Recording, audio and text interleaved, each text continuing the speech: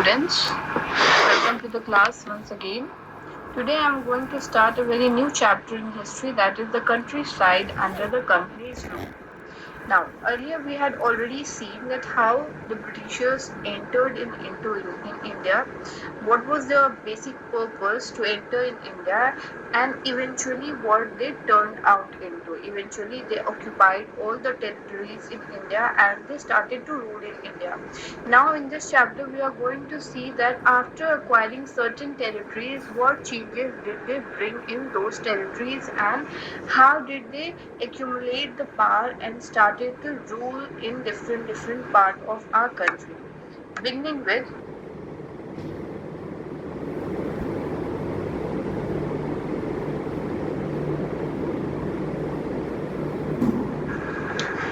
the company became the Diwan. See, the Diwani of Bengal, Diwani means the right to collect tax. The Diwani of Bengal, Bihar and Orissa was granted to East India Company on 12th August 1765 by Mughal Emperor Shah Alam II.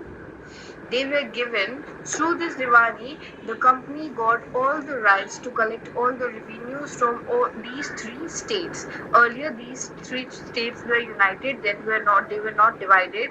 These three states were united, and the after the partition of Bengal, it was divided. Now, being chief financial administrator, since all the revenue collection right were in the hand of the Britishers, its control over Bengal was legalized, means it became legal, and all the prosperous Indian provinces were under the Britishers, were under the company official, means they had to listen to the words of the company official. Now, as a chief administration financial administrator, the company, of the land under their control, the company decided that they should increase the revenue resources so that they could meet the growing expenses of the company. Whatever the company was expenses was it could be meet through those revenues that would be collected from the different land that were under the company. Now, as time passed on, the company learned that they should be more careful. They should be very careful because since they were a foreign power, they need the local power's support. They need that those who were in the past had ruled the countryside and enjoyed authority and prestige should have means support in the with should support the Britishers. So those who had held local powers were not completely eliminated, but were controlled by the Britishers.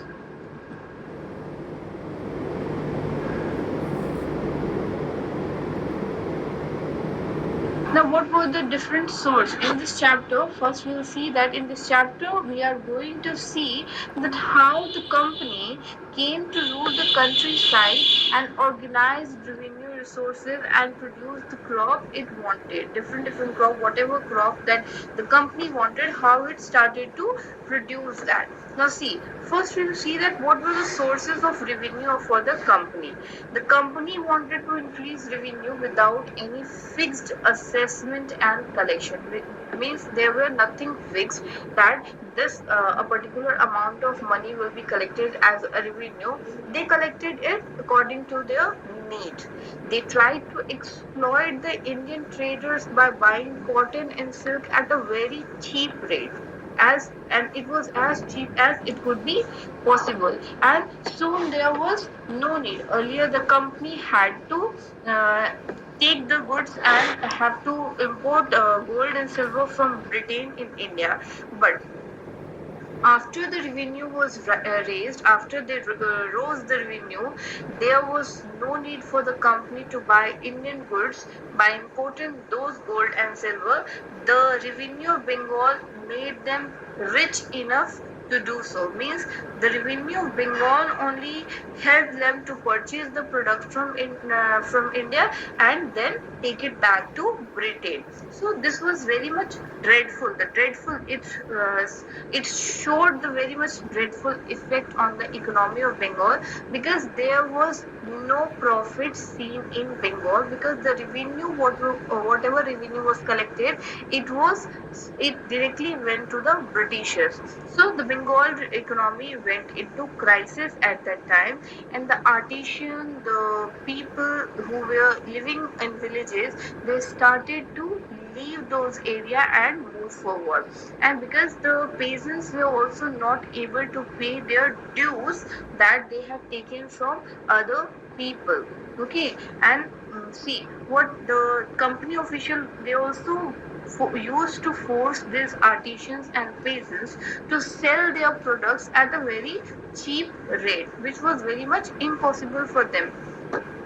So there was a time in 1770 when a very familiar famine in Bengal occurred, and it killed more than 10 million people in Bengal, and one third of the population was wiped off from Bengal.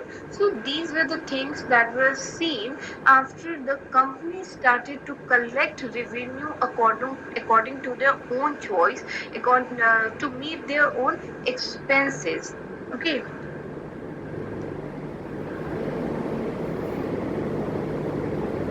After all the economy was ruined, the company felt that they should invest on land. The investment on land should be encouraged so that they could achieve more and more.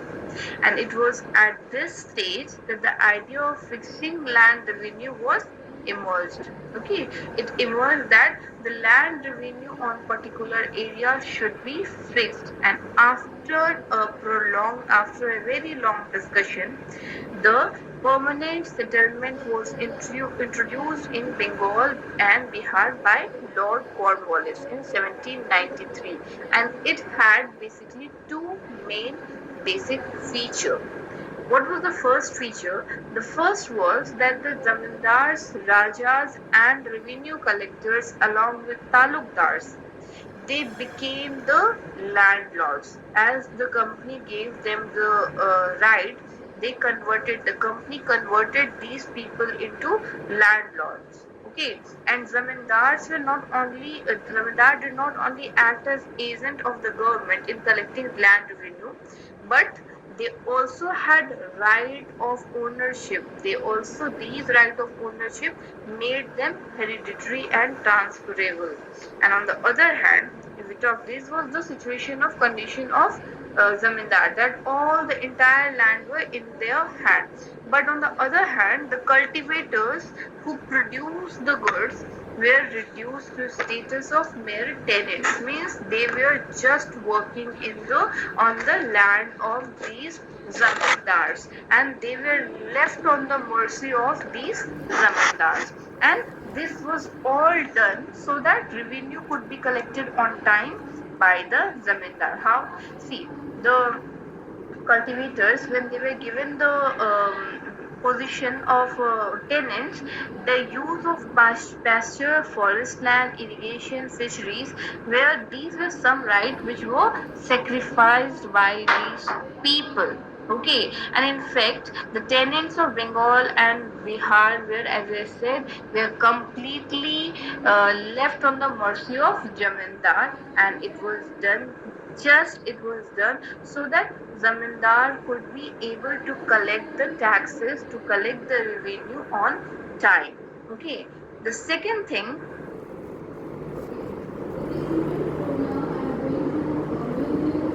the second feature under this permanent settlement was that the zamindars were given 10 by 11th of the rental they deprived from peasantry to the state, means the total produce, the 10 portion of total produce, where it was divided into 11 portion, and the 10 produce were given to the state, means the company, and The left one portion was kept by zamindar itself.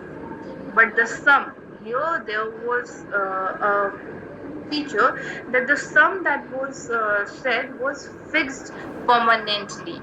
Okay, and if the here also one major thing was seen, that if the zamindar had to pay the revenue on the date which it was set by the company official, and if the zamindars were unable to do so, they had to means give off their land to the company official.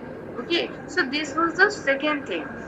Second thing that was seen in the permanent settlement, and at the same time the zamindari had to pay revenue, as I said, on the due date, or they have to sell off their land. But initially the fixed revenue was made with zamindars. The fixed revenue was made with zamindars. The initial fixed revenue was made with the zamindars, and at that time the rate of revenues was very high, and it almost was doubled in 1765 to 66, and in 1793 when the permanent settlement was introduced. And there was a calculation done by a company official, John Shore. In that calculation, he divided the gross produce of Bengal into 100, and it was said by him that the government claimed 45 of that 100, zamindar received 15, and the remaining 40 was left in with the actual cultivator. But all these things had one result. When a result was seen, that was a high land revenue demand was nearly half the zamindar was put up for sale, means they had to sell off their zameen, means land, in between 1794 and 1807. But here one more thing, this all was the condition of zamindar. But when we talk about cultivators, the cultivators found all these situations very miserable. The arrangement that were made by the zamindars and company official was very miserable, because they had to pay the rent to the zamindar that was very high, and they were just left that much enough, only amount that could sustain the life of his and his family. And on the other hand, his land was also insecure, because if he failed to pay the amount, if he failed to pay the rent, he was to the zamindar, he was evicted from the plot that he had cultivated from generation, on the land that he had cultivated from generation. So they felt that this was very cruel, and they were into the cruel clutches of the money lenders, from which they never got out, because generation after generation these rental duties were laid on their children and after their children. So these things never got off. So, but there were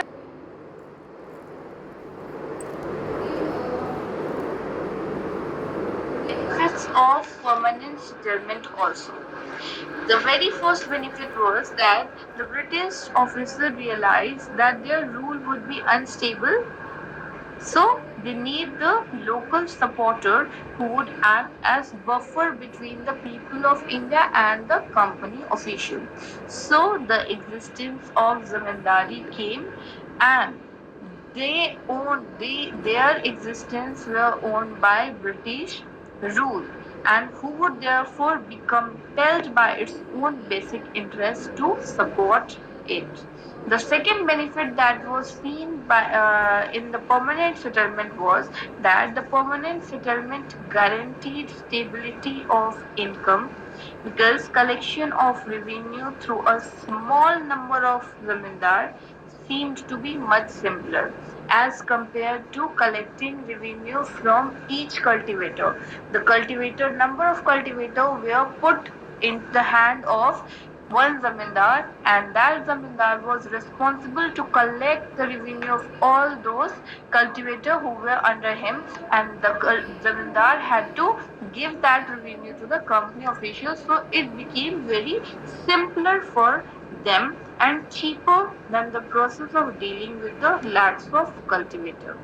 And the third benefit that was seen was that the permanent settlement was expected to increase the agricultural production.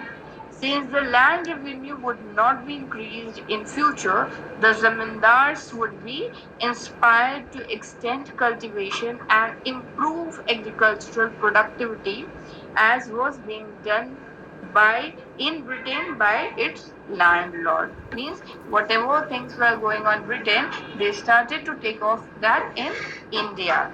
And the permanent settlement that was seen was so the permanent settlement was later extended to Orissa, northern district of Madras, and district of Varanasi. And in part of central India and Awadh, the British introduced a temporary zamindari settlement, and under this, the zamindari were made owners of zamindars were made the owners of land, but the revenue they had to pay was revised periodically. So this was the permanent settlement that was introduced basically in Bengal, Bihar, and Odisha, and later on in different parts of country, in different areas of country.